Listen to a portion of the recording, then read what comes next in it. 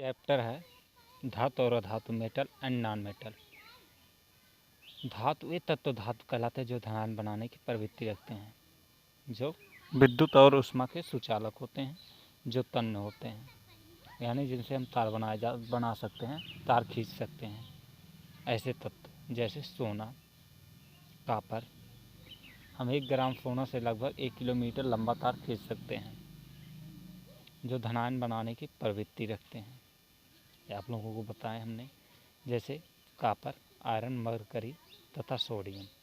जैसे सोडियम है, इसके पास एक इलेक्ट्रॉन ज़्यादा है तो ये त्याग कर दे रहा और पॉजिटिव चार्ज, इस पर एक पॉजिटिव चार्ज जा रहा है। ठीक है। अधातु नॉन मेटल, वे तत्व अधातु कहलाते हैं जो सामान्यतः विद्युत और ऊष्मा के कुचालक होते हैं, जिसमें ऊष्मा और विद्युत का संचार नहीं होता है, जो तन्य नहीं होते हैं, अर्थात हम इनसे तार नहीं बना सकते हैं। ये भंगुर होते हैं, ये पीटने पर टूट जाते हैं, जो सामान्यतः रेडार बनाने की प्रवृत्ति रखते हैं, जैसे sulphur, bromine, oxygen, hydrogen, carbon. ठीक है, ये सब अधातु हैं। अधातु मेटलॉइड्स, कुछ तत्व ऐसे हैं जो धातु और उपधातु, अधातु दोनों के गुण के प्रदर्शित कहते हैं, उन्हें हम उपधातु भी कहते हैं। ठीक है। Metalloids, arsenic, antimony, bismuth. धातु और अधातु में अंतर, वैद्युत अवघटन के स्वरूप जो होते हैं घटनाएं हो, जब हम इनका इलेक्ट्रोलिसिस करते हैं धातु का, तो एक कैथोड धातु में प्राप्त होती हैं, और ये जब हम अधातु का इलेक्ट्रोलिसिस करते हैं तो ये एनोड पर प्राप्त होती हैं। ठीक है। धातुओं के ऑक्साइड क्षारीय होते हैं और अधातु के ऑक्साइड अम्लीय होते हैं, या फिर कि ये जल में घुलकर क्षारीय विलयन बनाते हैं, और ये विलयन में मिलकर अम्लीय विलयन बनाते हैं। और ये अंतर ये सब नोट कर लेना। ये भी है, जैसे जो विद्युत और ऊष्मा के सुचालक होते हैं, ये सामान्यतः विद्युत और ऊष्मा के कुचालक होते हैं। ये भी डिफरेंस है। तन्य होते हैं, ये तन्य नहीं होते हैं। ये आघातवर्धनीय होते हैं, ये भंगुर होते हैं। ठीक है। ये धनायन बनाने की प्रवृत्ति रखते हैं, ये ऋणायन बनने की प्रवृत्ति रखते हैं।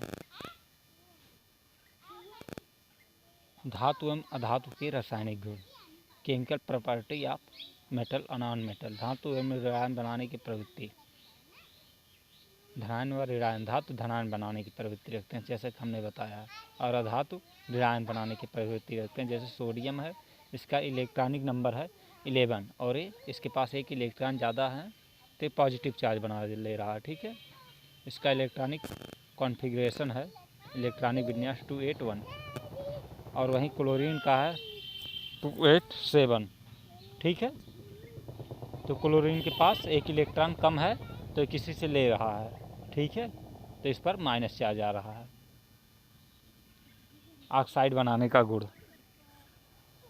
ऑक्साइड बनाने का गुण, धातु एवं अधातु ऑक्सीजन सहयोग करके ऑक्साइड यौगिक बनाते हैं। जैसे मैग्नीशियम ये धातु है और ये मैग्नीशियम ऑक्साइड बना रहा है। यह सल्फर अधातु है जो ऑक्सीजन से क्रिया करके सल्फर डाइऑक्साइड बनाता है। धातुओं के ऑक्साइड हमने पहले बताया है क्षारीय होते हैं और जल में घुलकर ये क्षार बनाते हैं। अधातुओं के ऑक्साइड अम्लीय होते हैं जो जल में घुलकर अम्ल बनाते हैं। MgO + H2O, यानी मैग्नीशियम हाइड्रोक्साइड बना ले रहे हैं।